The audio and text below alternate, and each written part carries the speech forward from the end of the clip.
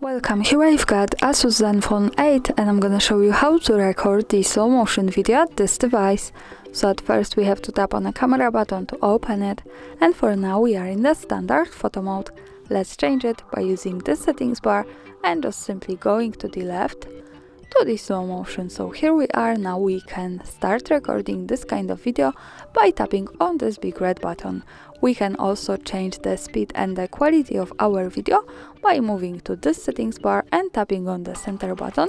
As you can see, we have 4 options we can pick, so let's change this as you need. Now let me stay, for example, here to show you how it works, and let me start recording.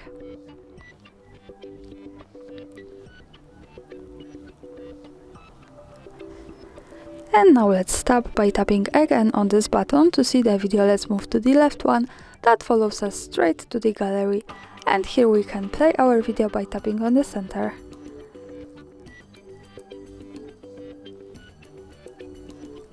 And this is how the slow motion video looks like at this device. Thanks for watching, subscribe our channel and leave the thumbs up.